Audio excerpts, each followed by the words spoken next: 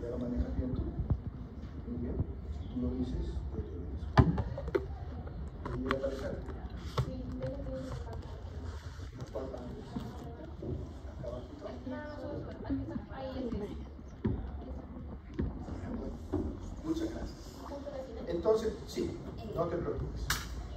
Entonces, muy importante ahí el páncreas aparece hacia la cara medial, hacia la cara lateral y posterior. ¿Quién está?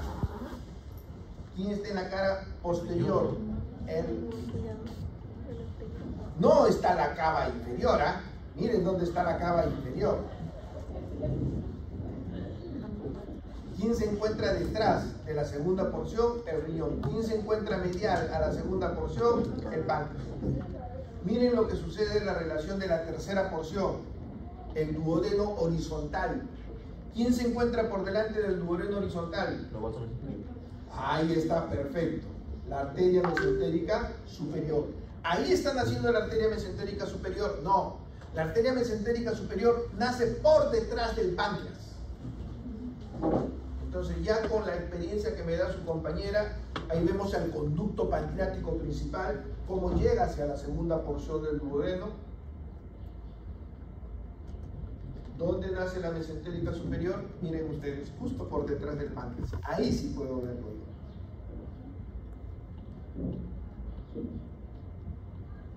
Nace detrás del páncreas. ¿Y cuándo aparece? Ahora sí creo que es más fácil. En el borde inferior del páncreas. Páncreas, cabeza, cuerpo y cola. Ya conocen ustedes bien. Entonces, dentro de las referencias, muy importante eso. Y para la cuarta porción, ¿cuál es la referencia? El famoso ligamento suspensorio del duodeno, como ven ustedes. Nuevamente, retiro yo el páncreas para poder ver dónde termina el famoso ligamento suspensorio del duodeno, que ahí lo tienen. Miren ustedes. Uniéndose justamente, ahí en amarillo, lo agrando para que vean ustedes, no les miento, cómo se une a la parte final del duodeno ascendente.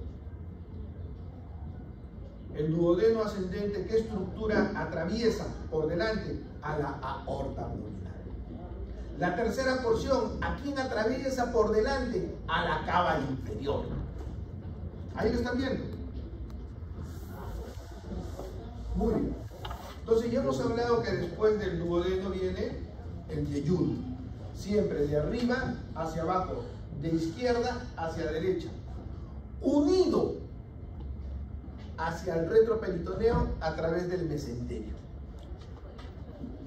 Para recordar, por último,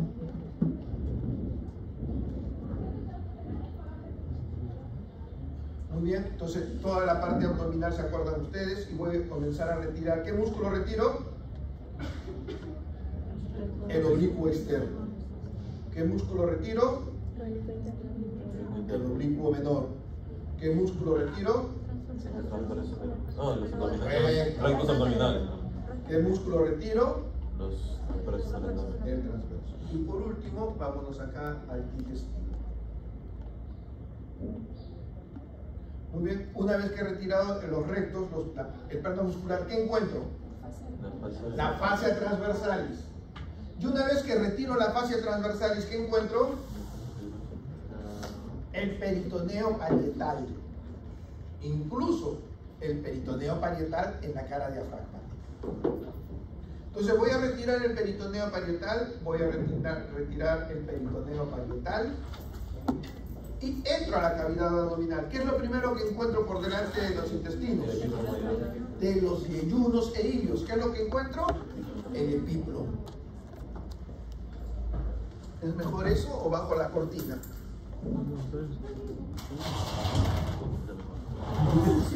Creo que ahí, ¿no? Y ya no hay pintura. Entonces, Por delante de las asas intestinales encuentro el epiplo. ¿Dónde nace el epiplo? En la curvatura mayor del estómago. Da la vuelta como un mantel y regresa para insertarse ¿en dónde? En el colon transverso. Por eso es que si yo agarro, señalo el epiplo y lo retiro, retiro el colon transverso. Por eso vemos ahí el colon transverso cortado, como ven ustedes acá. Ya saben por qué. Hacia la parte superior, retiro el hígado, que es la primera estructura de la parte superior que veo, y comienzo a retirar el estómago. Como son varias capas, todas las vamos retirando de a poco, hasta llegar a la mucosa, llego a la cara posterior y listo. Y ahí tengo yo el duodeno. Y ya hemos conversado. ¿Qué es esto de acá? Esta tela que va desde el retroperitoneo hasta el colon transverso, el mesocolon transverso. Ahí está. ¿Y qué es esto de acá? El mesenterio, que une el retroperitoneo a todo el intestino yeyuno e ilio. El mesenterio, como un abanico. Si yo retiro el yeyuno, ya pues retírate. Si yo retiro el ilio, ¿qué encuentro como un abanico? El mesenterio, que como ven ustedes es una tela que pega al retroperitoneo. Vamos a aprovechar esta excelente imagen para ver qué cosa. Miren ustedes la mesentérica superior y cómo de la mesentérica superior van a nacer. Este es el caso de la vena. Voy a retirar el mesenterio, por favor, para ver la arteria mesentérica superior. Entonces vamos a irnos a la irrigación. ¿Cuál es la irrigación del duodeno? Empieza del tronco celíaco. Para la irrigación del duodeno, ¿el tronco celíaco da la gástrica izquierda? No. ¿Da la esplénica? No. Da la hepática común. Esta hepática común se dirige justamente a ese ligamento duodeno hepático. Y atrás hacia adelante. Y ahí va a dar sus dos ramas. La hepática propia y la gastroduodenal. Nos olvidamos de la hepática propia y nos quedamos con la gastroduodenal, que se dirige justo hacia abajo. Como referencia el bulbo duodenal. Esa arteria gastroduodenal va a dar dos ramas. Una rama, la epiploica derecha, ¿se acuerdan? Y la otra rama, la pancreatoduodenal superior. Pancreatoduodenal superior, que da una rama anterior y una rama posterior. Por algo se llama pancreatoduodenal, sirve para la irrigación de la cabeza del páncreas y del duodeno. Por algo se llama gastroduodenal. La gastroduodenal para el bulbo duodenal. Para el resto del duodeno, la pancreatoduodenal. Pero dijimos superior. Y la inferior, porque si hay superior tiene que haber inferior. La inferior es la primera rama de la arteria mesentérica superior. Entonces ahora entramos a las arterias mesentéricas superiores. Ya sabemos que nace por debajo del nacimiento del tronco celíaco, justo por detrás del páncreas, y entra a la cavidad abdominal por debajo del borde del páncreas, pasa por delante del duodeno, la tercera porción, ingresa a la cavidad abdominal. Antes de ingresar a la cavidad abdominal, la arteria mesentérica superior por todo el retroperitoneo va de arriba hacia abajo, de izquierda hacia derecha. Su primera rama la dijimos, la pancreatoduodenal inferior. Su siguiente rama, la cólica media. Su siguiente rama, la cólica derecha. ¿Hasta ahí estamos chéveres? Hasta ahí estamos chéveres. Y de ahí da la famosa rama iliocólica. Antes de dar la iliocólica, salen ramas de la mesentérica superior metiéndose ¿a dónde? Al mesenterio. Las ramas yeyunales y las ramas iliares, que las hemos retirado porque estoy en el retroperitoneo. Entonces ahí está dando su última rama, la iliocólica. Ilio, que va a ir al ilio terminal, cólica, que sirve para irrigar el colon ascendente, el ciego, anterior, posterior y la apendicular. Por debajo de la arteria mesentérica superior, la arteria mesentérica inferior. Antes de entrar a la arteria mesentérica inferior, recordar el colon, región del ciego, que es donde llega, miren, el ilio terminal, justo está llegando a la región del ciego. Gracias a Dios no se han llevado todo el ilio, y ahí está. Ingresa a la región del ciego.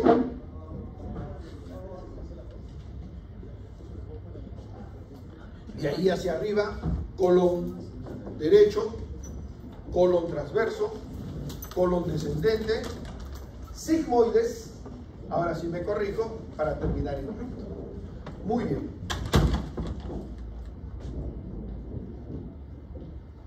Características del colon, macroscópicas. Hemos visto los apéndices epiploicos, hemos visto las autras y hemos visto las tenias. Características macroscópicas del intestino delgado. Está en relación a sus asas intestinales, perdón, a sus asas yeyunales y a sus asas iliares, es decir, en ver el epiplo. Yo, para distinguir un yeyuno de un ilio, tengo que abrir el abanico para ver las arterias. Unas tienen vasos rectos largos y otros tienen arcos cortos. Esa diferencia la tienen bien clara en su teoría. Muy bien. Mesentérica inferior. Primera rama, la cólica izquierda. Esa cólica izquierda sirve para irrigar hasta el ángulo esplénico y un poco del colon transverso. Para eso está la cólica media, para irrigar al colon transverso, pero la cólica media nace de la mesentérica superior. Entonces, para irrigar el ángulo esplénico y el colon descendente, la cólica izquierda. Después de la cólica izquierda tenemos la arteria sigmoidea, para justamente la región sigmoidea. Y por último, la rectal superior, justamente para la región rectal. Recordar que toda esta arteria mesentérica inferior y mesentérica superior está anastomosada a través del circuito marginal, pegado a todo el colon. Es así como, por ejemplo, ¿qué pasa si es que se cierra la mesentérica inferior? ¿Se deja de irrigar el ángulo esplénico del colon? No, por la arteria media.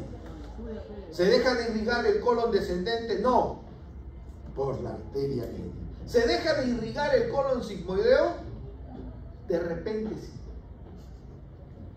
porque ya está muy lejos de la irrigación de la arteria cólica media. ¿Se deja de irrigar el recto? Sí, porque la arteria rectal superior no participa de esta red anastomótica general. La rectal superior es independiente de las ramas de la arteria sigmoidea, por lo general. Entonces siempre hay que tener presente eso y la cosa queda clara.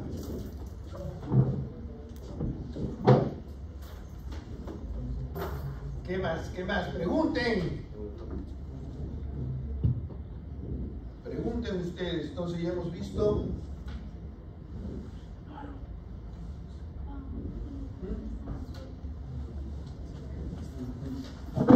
la primera parte. Vámonos a la siguiente parte. La siguiente parte la vamos a rescatar de acá.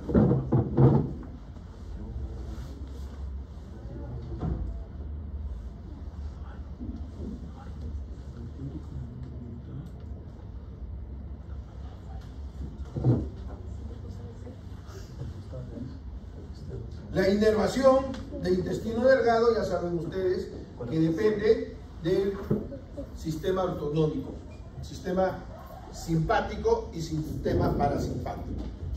Pero cuidado, el territorio de la mesentérica superior, porque no solo es intestino delgado, es parte del intestino grueso. ¿Quién lo inerva?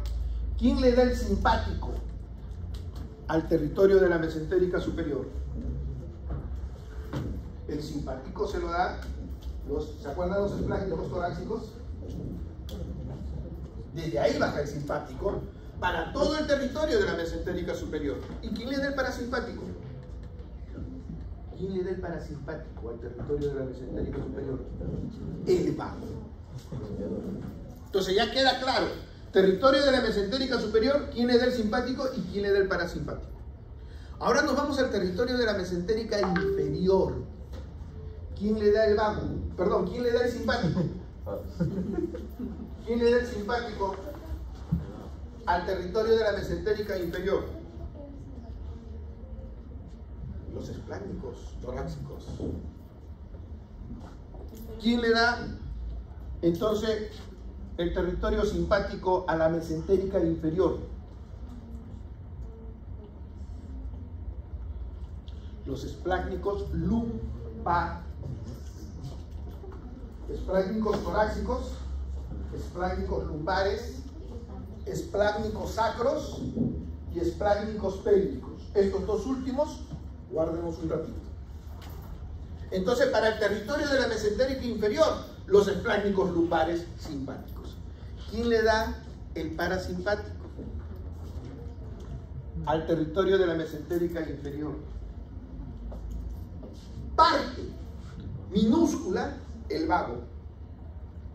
Parte mayúscula, los esplácnicos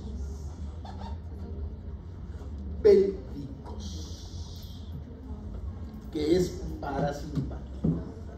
Esplácnicos pélvicos parasimpáticos. Eso para hablar del abdomen. Territorio de la mesentérica superior, territorio de la mesentérica inferior. Nos vamos a la pelvis, a los órganos pélvicos. Un órgano pélvico: vejiga, recto. ¿Quién se encarga del simpático de la pelvis? Esplácnicos sacros. ¿Quién se encarga del parasimpático de la pelvis? Esplácnicos pélvicos totalmente. Igual el perineo. Entonces, esa inervación es muy importante que se acuerden. Una cosa es la inervación del territorio de la mesentérica superior, otra cosa es la inervación del territorio de la mesentérica inferior, otra cosa es la inervación en la pelvis y otra cosa la inervación en el perineo. Especialmente de esta inervación visceral. Entonces, para seguir con la inervación, entramos al plexo lumbar. Y para hablar del plexo lumbar tenemos que recordar que acá está, no, ahí no está nada, Pedro, acá sí. Ahí está ¿quién? ¿Quién es este nervio que aparece acá chiquitito? Subcostal. El subcostal. Entonces, si ya estoy ubicado yo en el subcostal, este es L1, L2, L3, L4 y L5. Ya la cosa queda chévere y clarita. Entonces me voy yo a L1. ¿Quién nace de L1? El ilio hipogástrico. Entonces ya tienen que tener ustedes en su cabecita cuál es el territorio y el recorrido del ilio hipogástrico y qué inerva. ¿Cuál es el territorio del ilio inguinal y qué inerva? Eso tiene que estar ya en su mapa conceptual, en su cuadrito. Eso es L1, como ven ustedes. Vámonos a L2. L2, unido con L3 hacia su costado, ¿quién origina en primer lugar? Ahí lo tienen, el nervio cutáneo femoral lateral, que se va para pierna, toda la cara lateral del muslo. Hacia abajo, ¿qué cosa tenemos? El femoral, unido L2, L3, L4, que se va para el miembro inferior. Y por delante, ¿a quién tenemos? Génito femoral. Mucho cuidado con el génito femoral. Es el típico nervio que se pregunta en esta sección. ¿Por qué? Porque el génito femoral da dos ramas, brevemente. Una genital y una femoral. Nos corresponde la rama genital. ¿Qué inerva la rama genital? Esencialmente en nuestro chip, músculo cremaster. Si hablo de músculo cremaster, el músculo cremaster es la continuación de ¿qué capa muscular del abdomen? Del oblicuo menor. El cremaster es la continuación del músculo oblicuo menor. ¿Quién se encarga de la inervación de ese músculo? La rama genital de este nervio, genito ocular o genito femoral. Y si voy a hablar del cremaster, tengo que hablar de una capa muscular más superficial, especialmente en el escroto. ¿Cómo se llama la capa muscular más superficial? El dartos. ¿Quién se encarga de inervar al dartos, doctora? El genito. Mentirosos. No han leído su libro.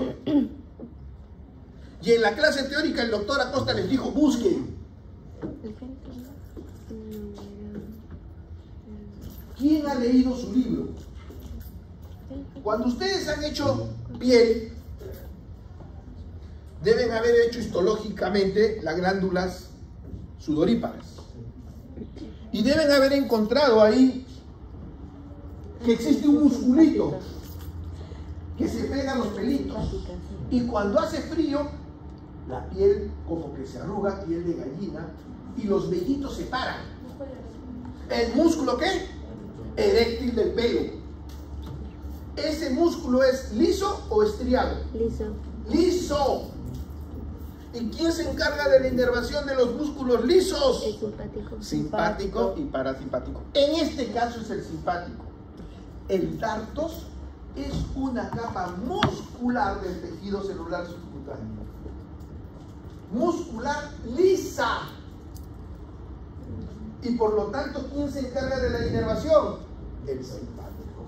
Por eso que cuando hace frío, ya sabemos nosotros, lo hemos visto, como anatómicamente la bolsa escrotal es arrugada cuando uno llega a la pubertad y de ahí para adelante. ¿Quién le da ese arrugamiento de la piel de la bolsa escrotal? Esta capa dartos. Y cuando hace frío se arruga más, porque actúa igual que el músculo eréctil del velo. Se contrae y se arruga más la bolsa escrotal. Entonces, miren la diferencia entre dartos y cremaster. Miren la diferencia entre la inervación del dartos y la inervación del cremaster. Muy bien.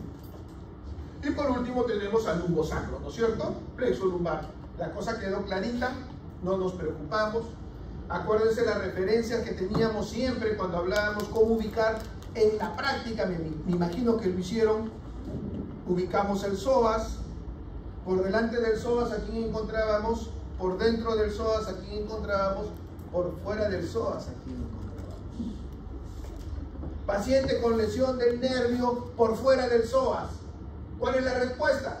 Paciente con lesión del nervio por delante del psoas. ¿Cuál es la respuesta? Paciente con lesión del nervio por dentro del psoas, medial al psoas. Ya saben ustedes la respuesta. Si no, la buscamos en nuestra teoría.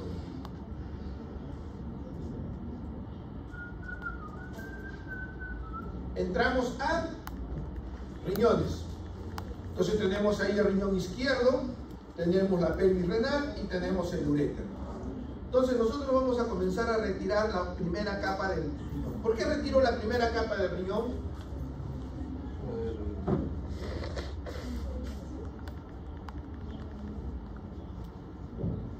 Para ver el riñón en su conjunto. ¿Qué tenemos inmediatamente entonces? Nosotros tenemos una corteza y una médula. Una médula en donde existen las pirámides. Una médula en donde existen las pirámides. La pirámide renal o la pirámide de Malpighi. Y entre pirámide y pirámide encuentro una columna. La columna renal o columnas de Bertini. ¿Cuál es la diferencia entre uno y otro? Veamos. Voy a retirar yo la grasa alrededor de la pelvis renal, la retiro. Retiro la primera capa, la parte anterior de la pelvis renal, ¿Y qué encuentro? Una cavidad. Miren, ahí está la cavidad. ¿Quiénes llegan a la cavidad de la pelvis renal? ¿Las pirámides o las columnas? Las pirámides. Entonces, ¿qué contienen las pirámides? Contienen los túbulos de drenaje. Esa pelvis renal se divide en cálices menores, ahí los tienen, cálices mayores, ahí los tienen, llegando a la pelvis renal. ¿Cuáles son los tubos de drenaje urinario que llegan a los cálices menores? Los tubos colectores. Es como si yo te preguntase cuáles son los últimos tubos que eliminan la orina a la pelvis renal. Tubos colectores. ¿Cuáles son los primeros tubos? Contorneado proximal, asa de Henle, contorneado distal y colectores. ¿Que bajan por todas las columnas de Bertini? No, que bajan por las pirámides de Malpighi para drenar a los cálices menores. ¿Y para qué sirven las columnas? Para la irrigación. Entonces hablemos de la irrigación. Arteria renal llegando al riñón izquierdo. De ahí se divide en arterias segmentarias. Arteria segmental anterior, posterior, superior, inferior, arterias segmentarias. Estas arterias segmentarias van a ocupar la posición, ahora sí, de las columnas de Bertini y se llaman arterias interlobulillares. Estas arterias interlobulillares se van a curvar para llegar a la corteza y por lo tanto se llamarán arterias arqueadas. Una vez que llegan a la corteza, suben como rayos. Las arterias radiadas o arterias interlobulillares. Estas arterias interlobulillares o radiadas en la corteza van a originar la arteria aferente renal. La arteria aferente renal va a originar el capilar glomerular. Del capilar glomerular sale la arteria eferente. La arteria eferente va a generar las arterias tubulares. Las arterias tubulares van a generar el capilar tubular. El capilar tubular va a generar venas tubulares. Dos capilares. Glomerular. ¿Quién la origina? Aferente. ¿Quién sale? Capilar tubular. ¿Quién lo origina? Arteria tubular. ¿Quién sale? Vena tubular. Vena interlobular, vena arqueada, vena interlobular, vena segmentaria, venas.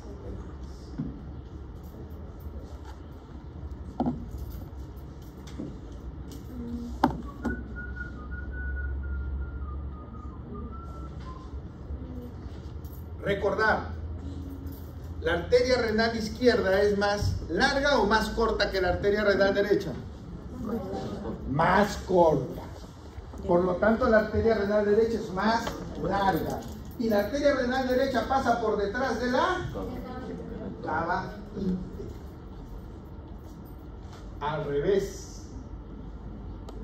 La vena renal derecha versus vena renal izquierda, ¿cuál es más corta? Izquierda. Izquierda, bueno, la derecha. Izquierda, pero su derecha. ¿Cuál es más corta? La derecha. Y la izquierda es más larga y pasa por delante de ¿quién? De la aorta. No se olvide, pasa por delante de la aorta. Muy bien. ¿Qué también es importante en el circuito de drenaje venoso? ¿Dónde termina la vena gonadal derecha?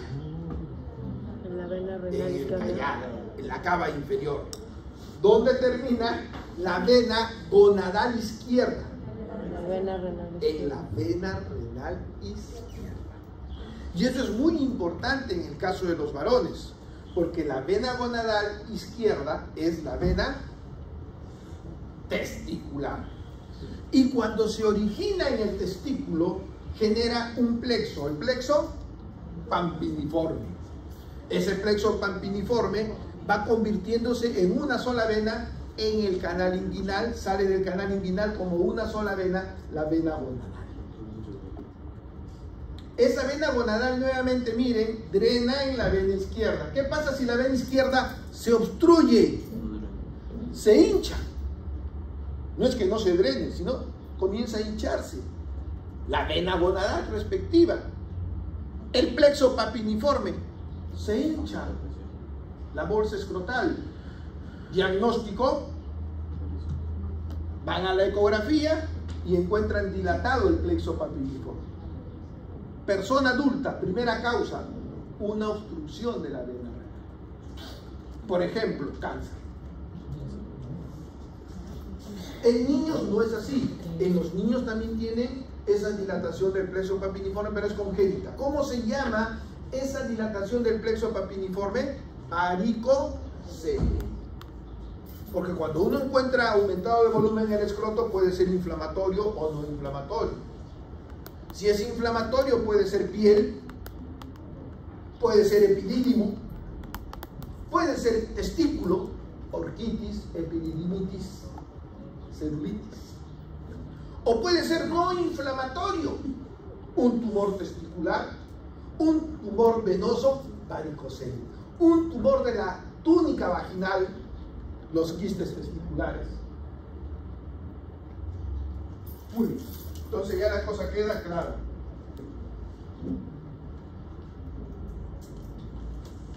Sigamos. Algo más acá. Vámonos a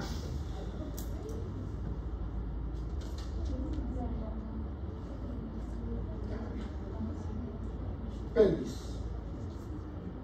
Entramos a pelvis parietal. Dentro de pelvis parietal entramos a pelvis ósea. ¿Qué es importante recordar en pelvis ósea? Venga.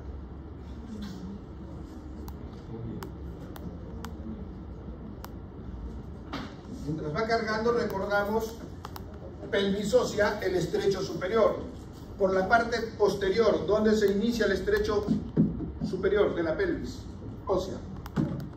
Por la parte posterior, ¿dónde se inicia el estrecho superior de la pelvis ósea?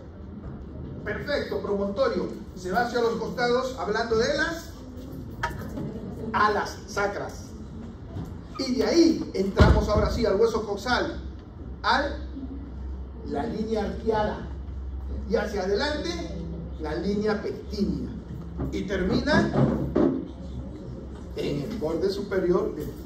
Entonces tenemos ahí claramente el estrecho superior.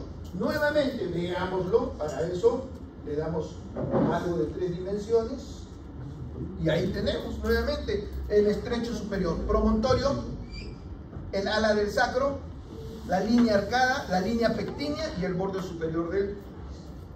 Vámonos al estrecho inferior.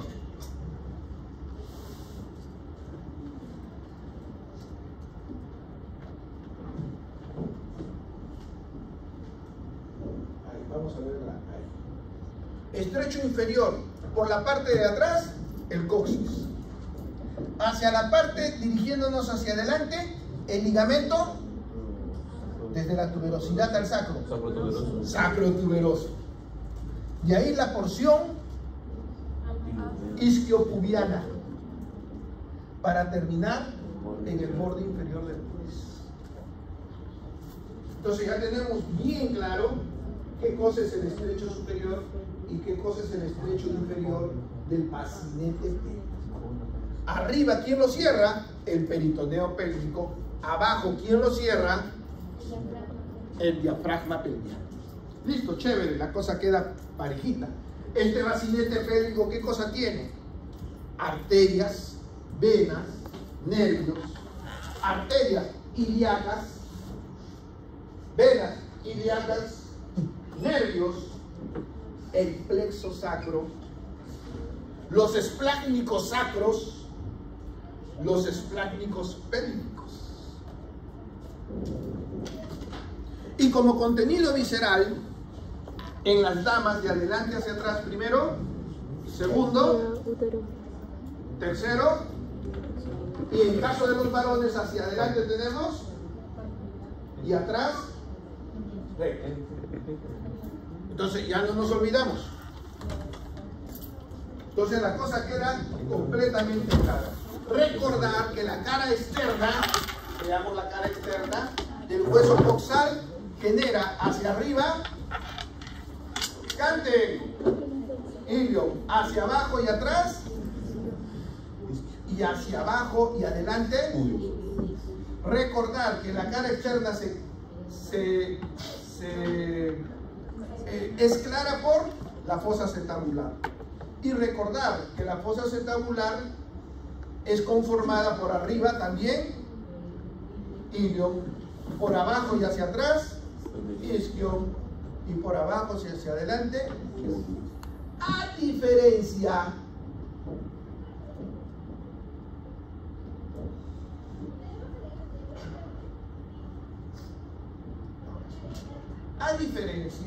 del agujero obturatriz. ¿Quién conforma el borde inferior del agujero obturatriz? El isquio. ¿Quién conforma la parte superior del agujero obturatriz? El pubis. No participa el ilio en el agujero obturatriz. Esta imagen me va a servir nuevamente para recordar el periné. Recordar que tiene forma de rombo hacia adelante, el borde inferior del pubis, hacia los costados, la rama isquiopubiana, y hacia la parte posterior, el ligamento sacrotuberoso terminando en el coxis. Ese es el rombo perineal. Si voy de tuberosidad a tuberosidad, dejo un triángulo anterior urogenital y un triángulo posterior anal. Si hablo de periné, estoy hablando por todas las superficies, por debajo de qué músculo. ¿Por debajo de qué músculo? El diafragma. Muy bien. Entonces ustedes recordarán ya por teoría los distintos diámetros. Diámetros del estrecho superior, que va desde el promontorio al bordo superior, conjugado, vera o anatómico. Busquen en su teoría. Del promontorio al borde inferior. ¿Qué cosa es? ¿Anatómico o vera? ¿Y cuánto mide cada uno? En el estrecho superior tenemos también el transverso y el diagonal. En el estrecho inferior, para yo ver bien el estrecho inferior, voy a llevarme de encuentro el ligamento sacrotuberoso. Y ahí encuentro las espinas. Miren. La espina y la tuberosidad. Ahí vemos claramente la espina y la tuberosidad. Si yo me llevo el otro sacrotuberoso, perfecto.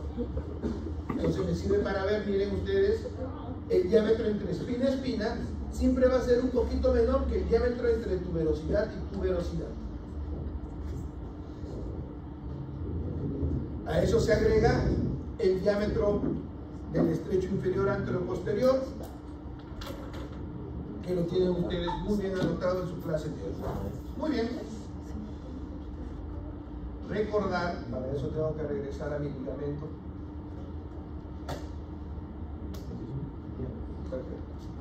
Recordar que el ligamento sacrotuberoso origina ¿qué cosa? El orificio ciático. No solamente origina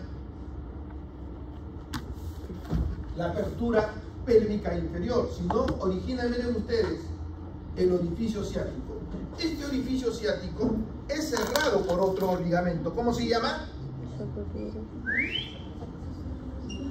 El ligamento sacroespinoso. Y divide este agujero ciático en ciático mayor y ciático menor. ¿Por qué es importante que se fijen en eso? Por lo que viene a continuación.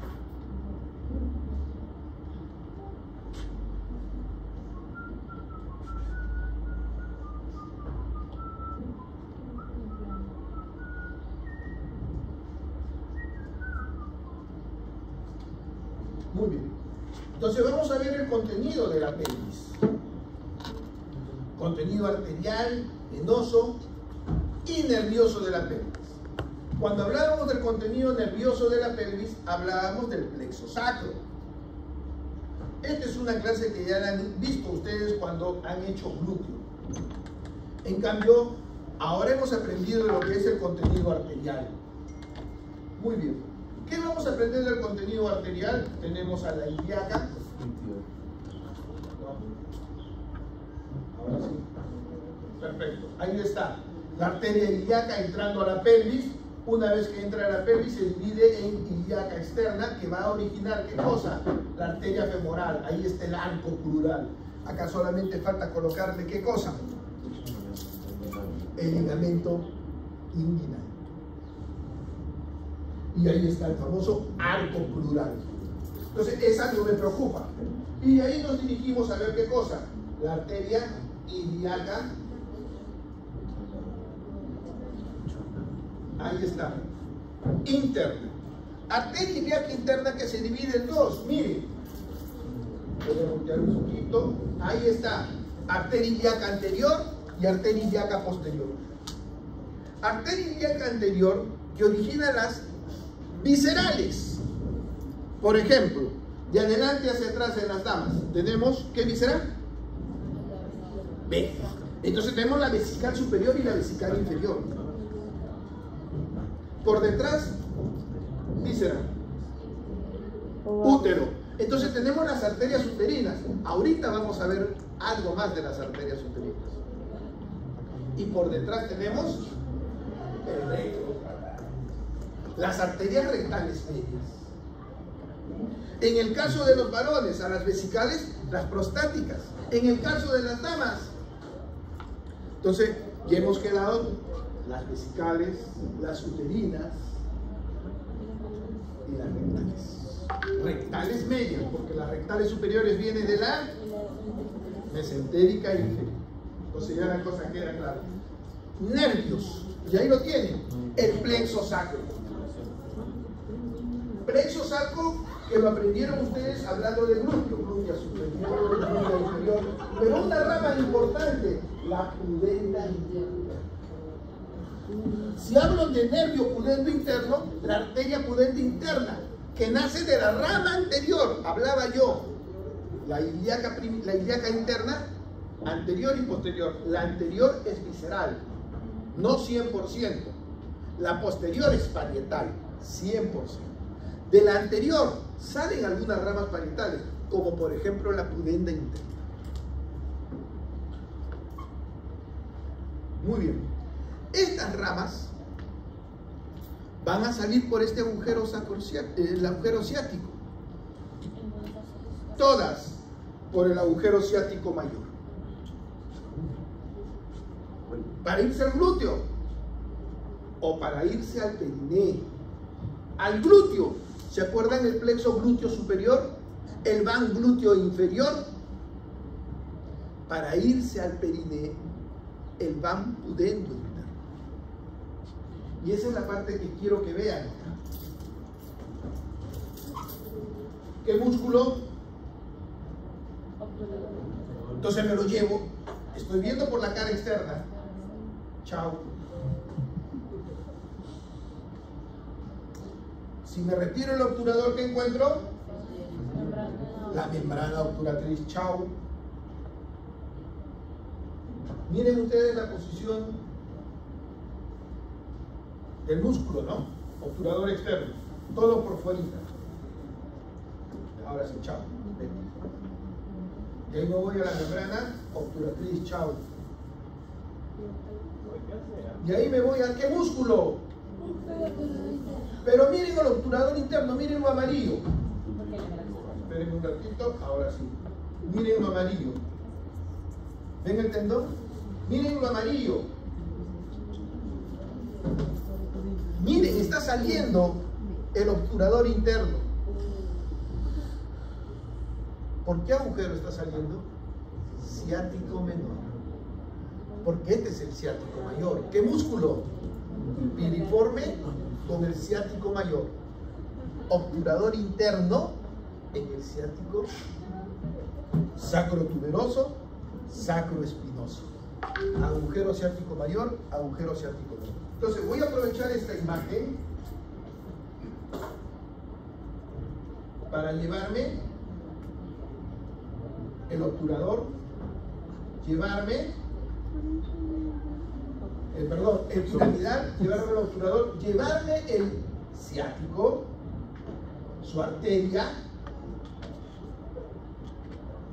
quedarme con el, este es el van superior, por acá está el van inferior, ¿y qué cosa tengo yo acá? Miren la pudenda, sale de la pelvis por el agujero sacrociático mayor, le da la vuelta al ligamento espinoso y se vuelve a meter por el agujero ciático menor. Siempre pegado ¿a qué hueso? Vamos a ver qué cosa es esto. ¿Qué es eso que está conteniendo?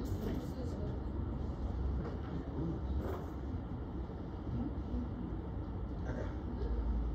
El conducto pudendo interno o conducto de carga. ¿Dónde se encuentra ese conducto? Voy a llevarme el encuentro, miren, la rama isquiopubiana.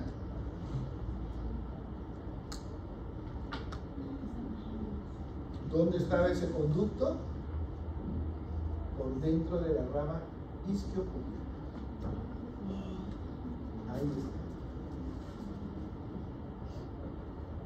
Ahí está.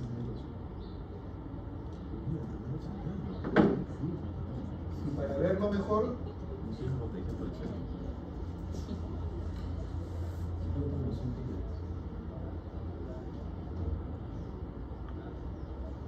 ahora sí, acá está la rama isquiopubiana, acá la he cortado y estoy viendo entonces justamente en el periné posterior, ¿qué rama va a dar? La rectal inferior, dirigiéndose hacia el lado y hacia adelante. ¿Qué cosa es esto blanco? La membrana perineal. Por lo tanto, ¿qué rama da la pudenda interna?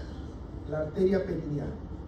Perineal superficial por debajo de la membrana perineal, perineal profunda por encima de la membrana perineal.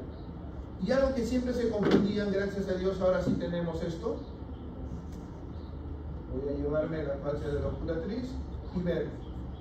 Miren el espacio que hay entre el elevador del ano y la membrana perineal. Ese espacio entre el elevador del ano y la membrana perineal es el periné profundo, porque por debajo de la membrana perineal tengo el periné superficial. Si a esto le agrego piel,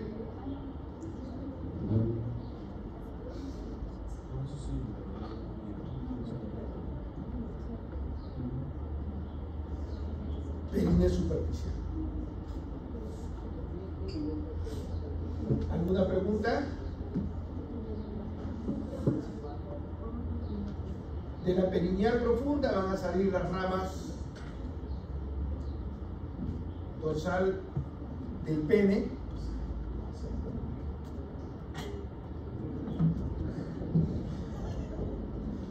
la arteria para la, ya fue aparece, ahí está, la arteria profunda del pene que va hacia los cuerpos cavernosos, dorsal del pene, profunda del pene,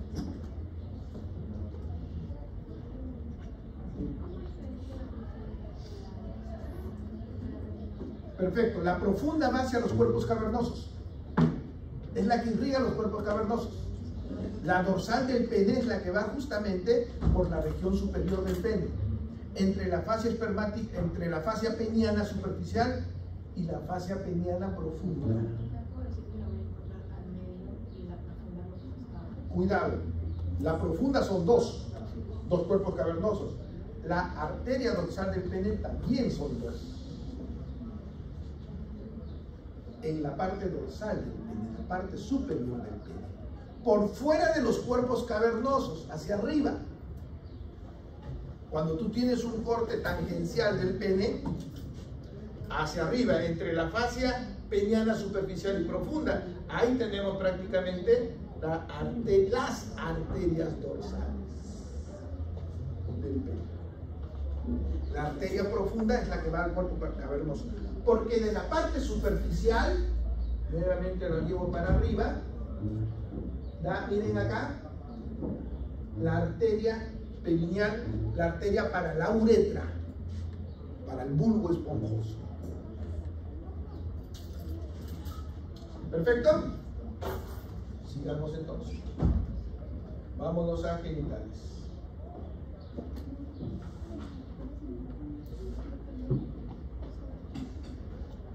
Copiar.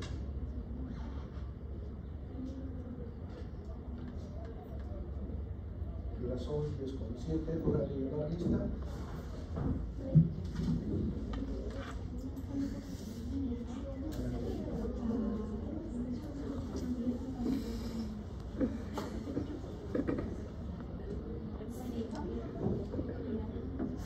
Canten por favor en voz alta.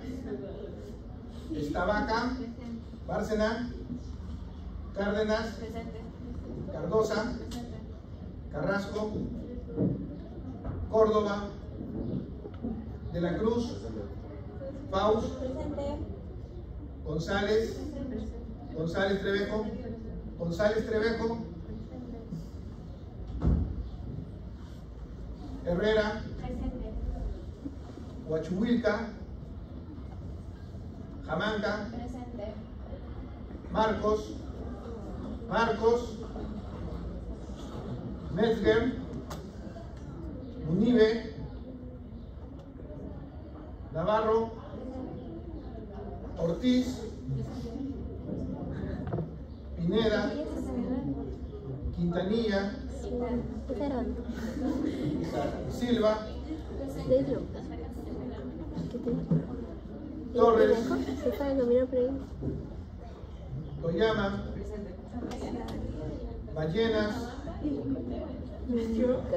Ballenas, Valverde, Vázquez, Vega, Vilca,